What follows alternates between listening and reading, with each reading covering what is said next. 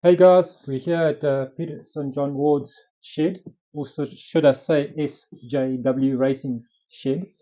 Yeah, Trev, thank you. It's an absolute pleasure to have you here, and it's good that we're doing these informative videos to let people know a little bit more about the racing and what goes on, and not just guys going around in a circle. Yeah. True. Okay, let's start with some of the bikes and that you have here. Yeah. Three bikes, three motards. Yeah, Trev, they're part of the team. They all Husqvarnas. This one here is Carl Robertson's. It's a 2018 Husqvarna 450. This is my one here. This is a 2023 Husqvarna 450, and that one is Warren and Drew Gates. They share it. When Warren gets old and tired, he doesn't want to ride. He lets Drew ride it. He always tells me we're the ones that are tired, but it's more him. Okay. But also Husqvarna 2020 Husqvarna 450, Trev. Yeah, so motard, when they originally started, they were dirt and tar, Yes, that's correct, Trev. Yeah. and now we're just racing on top. We just raced on, Trev. I've only been, this is my third season on the motard. My teammate Carl, he's been riding for many years. He rode for when it first started. When you go back to Mason's Mill, you go back to Schlonger Festival, you go back to Doobie and in Poundtown, and they raced off road and on road. Yeah, so I never experienced it. I've seen a lot of it on TV overseas. I'd love to do it, but their tracks are not dirt; they're concrete. So they've got concrete jumps, going tar racing. You Yeah, know, yeah. So if you fall hard, actually. sure. Yeah, a little bit about the bikes. They're all 450 cc's. You can modify them. There's always banter within our groups. The guys are running big pistons and 901s and all that, but generally across the board, yeah, most of them are 450s. I think the rules allow up to a 500 with the older bikes, but most of the bikes are 450s. These are Husqvarnas. Everyone is under the impression that they motocross bikes with road wheels on. That's old day stuff, Trev. KTM and Husqvarna, you can buy it's solely a super motard. It's built out of the factory as it stands here. So I think it's very, very similar to a MX bike, but there's a lot of differences. KTM, Husqvarna, same company, so there's slight differences between the bikes, but generally they're all the same. I've noticed one modification. I'm not sure. Quick shifter, did they come standard? Because some of the guys have been putting quick shifters on the older bikes. Trev, from 2023 up, they came standard with a quick shifter. So this one came from the factory with a quick shifter, but it's an internal quick shifter, and they haven't perfected it yet. Okay. So yes, there's the quick shifter there. That is a Dynojet quick shifter, which is your better of the lot. They've discontinued it, so they like gold. The guys look after them and hunt them in South Africa. So whenever one comes up on marketplace, something the guys buy and keep it as spare. The purpose of the quick shifter, Trevor, is that it's about saving time. With a quick shifter, you can keep the bike pinned, and you don't have to clutch, you don't have to roll off, you don't have to ding. What it does is it cuts the motor for that slight second to be able to shift through the gearbox. And it's all about lap times, right? Lap times. Second here, second there. Second there.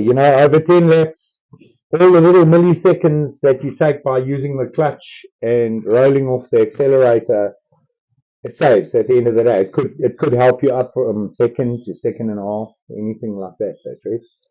I see on the front there you've got a slick. Yeah.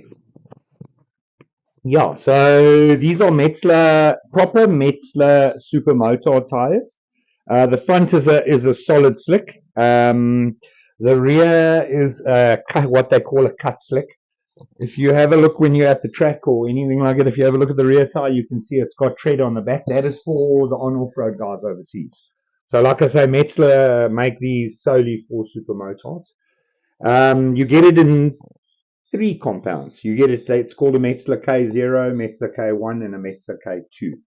Metzler K0 is your super soft gummy, one race throw in the bin. Your K1 is a slightly hard but still a soft compound. You get a little bit of time out of that, and then you get a K2, which is your medium compound. That's your longevity of the one, and those are the ones that I use. A lot of the guys use different combinations. I don't think anyone rides with the K0 here in South Africa because it's just too costly at the end of the day. Sure. The K, like Carl now, Carl rides a K1 front and a K20. I run K2, and Warren runs K2. It's all about expenses at the end of the day. You know, you look at these bikes, they are expensive, but generally it is one of the cheaper classes to run in.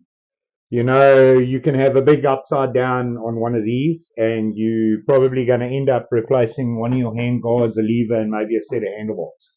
You know, and that was the move to keep the sport alive and for SJW Racing was to move from riding 400s, which is a mini superbike basically, to these and keep the club alive and keep the sport alive and the team alive, because you throw a 400 down the road, it's anything from 10 to 30,000 rand to repair the bike. Whereas this year, you're in probably for a grand and a half for a new set of handlebars and a lever or something like that. I see on Carl's bike you've got quite a few bobbins too. So yeah. On the back wheel and the handlebars. We've got on the front axle, which protects the forks. Carl's put on the handlebars, which also protects the handlebars, and these guards also protect. We've got on the rear axles as well. So basically, all it does is protect all your frame, your gear levers, all that type thing, your plastics, your seats. I don't know if you remember last meeting or the meeting before. Yeah. Carl had a big one down the straight. Yeah. And you know that was all the damage on the bikes, thanks to the bobbins. So they do protect the bike. The rider, hey, you're on your own with that one, eh? Turn 5, notorious for the hard gas. 100%, and that one there knows turn 5 twice. You know, it's got a lot of land there. They own the land there, these guys. Yeah, what else, Trev? Okay, so speed-wise, what are you guys doing lap times?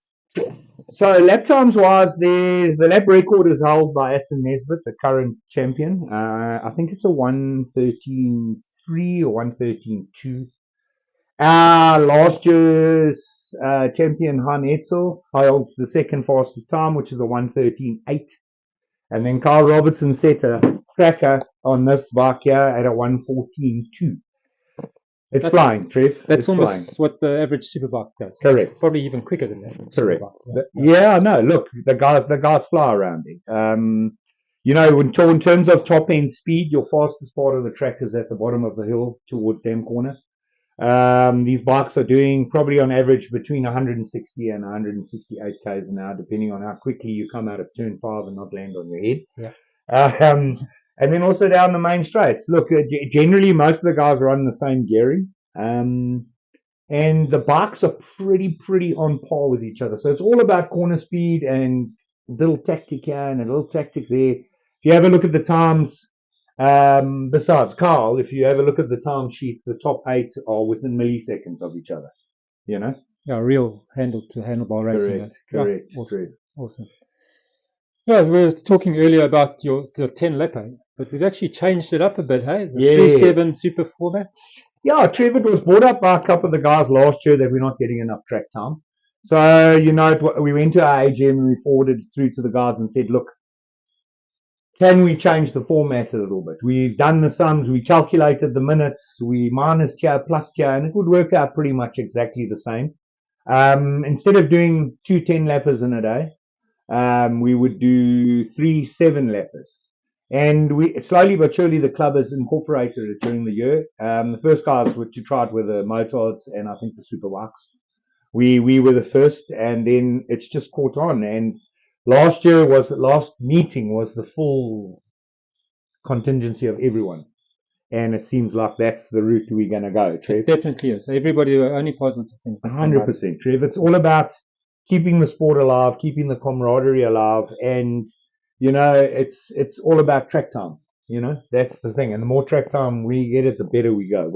Yeah, talking about track time, you got a little extra track time this meeting, eh? Yeah, Trev, hey, I don't know. I'm going to see. I'm hoping the old body can handle it, eh? Sure. You know, we've got 3 7-lappers on Saturday, and then we've got an hour endurance with a partner that's drawn out the hat. So, you know, it's going to be a half an hour session or 15 minutes or however you want to do it, as long as there's a compulsory stop. But I think it's going to be fun. It just makes the guys stick together and enjoying together, and the best goes, that type of things. Is you're not taking the top 10 riders and pairing them together against guys. Guys work together as a team. We help each other, help the youngsters, hopefully, and do our best. That's all it is, Yeah, I just checked the entries and we're sitting at 20. So that's a very good. That's a very good turnout. First time out, yeah. First time endurance. I know the cars did it. Last one was a very, very good success, and the guys, like they said to you, they were stuffed afterwards, but they had an absolute blast. So yeah, just going back to that, it's not the first time the club's actually run endurance. We did it many, many years ago at Mbubi. Correct. Mason's Mill as well.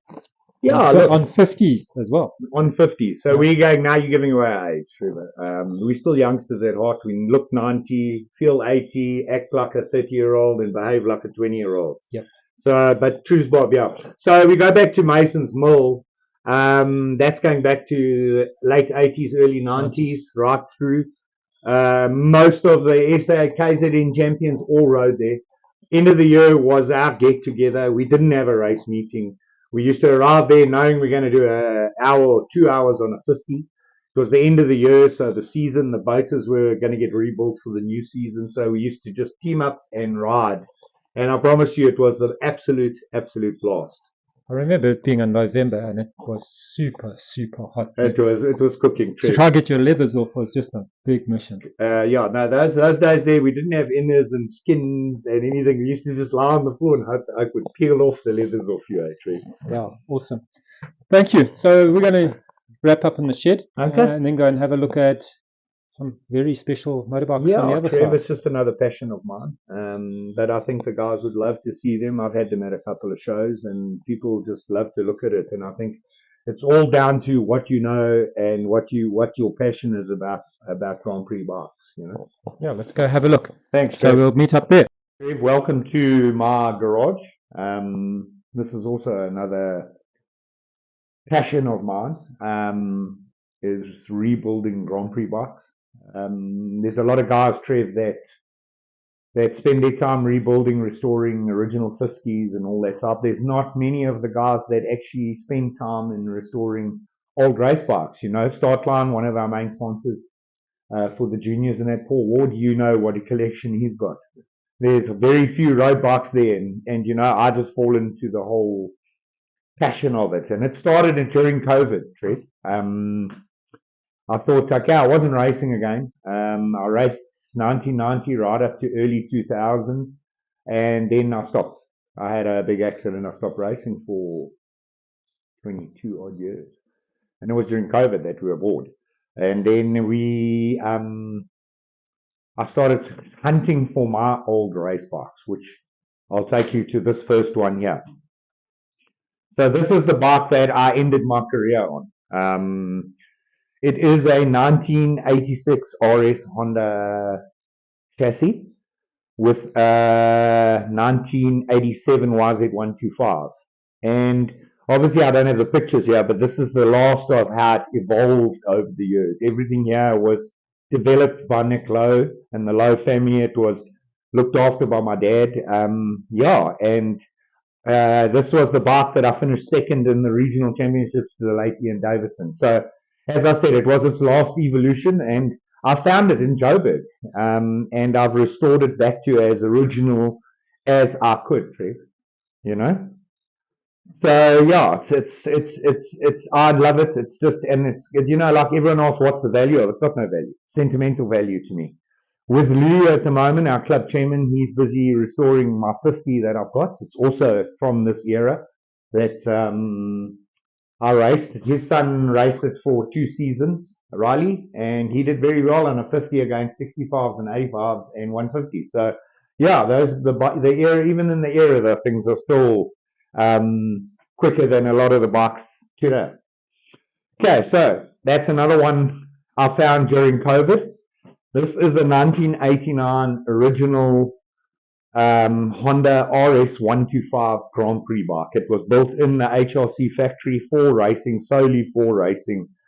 Everything here was designed by Honda. So this bike also got a bit of history, Trev. It was originally bought in by Peter Eckerhold for Darrell. Daryl was also our regional and South African 50cc champ, another one from KZN. There was a bit of politics to do with Peter Eckerold owning the Yamaha franchise and his son riding a Honda. So my dad bought it from Peter Eckerold. We then joined the Grand Prix 125 series at that time. And look, as you can see, the size of me didn't really play towards that type of thing. You know, if you look at the guys in the time, they were tiny. And anyway, so yeah, the long story short of it, it went through quite a few hands. Famous names after me was Carl Robertson rode it. Philip Atkinson rode it. And then it went back to the owner. He likes to remain anonymous. And he has given me the opportunity to restore it and look after it on condition it never gets sold and never leaves the shores of South Africa. Yeah, so this one here, I was offered, it's a 1998 RS125. I was offered it by a friend of mine in Johannesburg.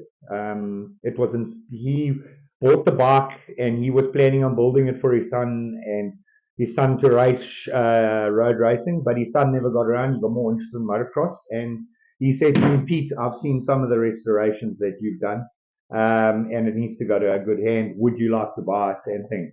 Look, I know the value of them, and they're getting pretty scarce in the country. And it's taken myself, Carl, and Warren probably close on a year and a half to get it to here. This is one of them that hasn't fired up yet. We've still got a few teething problems in it, but aesthetically it's finished.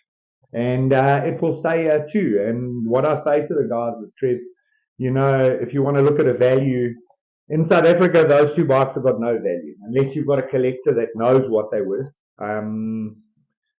That one there, probably if I put it in a box, and that one there, if I put it in a box and I sent it overseas, is probably worth close to anything from 14 to 16,000 pounds because of its original state. So I said to the guys, I'm a long way from retirement, so they can stay here and just get value, and hopefully one day someone in South Africa will buy them, or I'll leave them to my grandkids, or it's going to be my pension fund.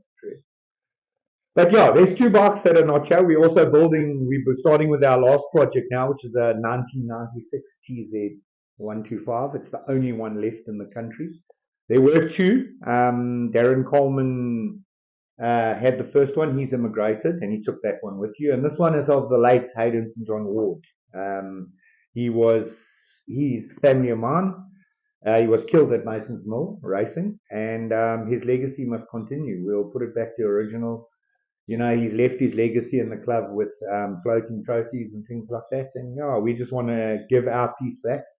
And like I said to you, the other one is the 50, which is with Luke. So yeah, my collection, my happy days, and I'm looking forward to Saturday. And if anyone has any questions or anyone wants to ask, they must just get hold of me, and I'm always willing to help.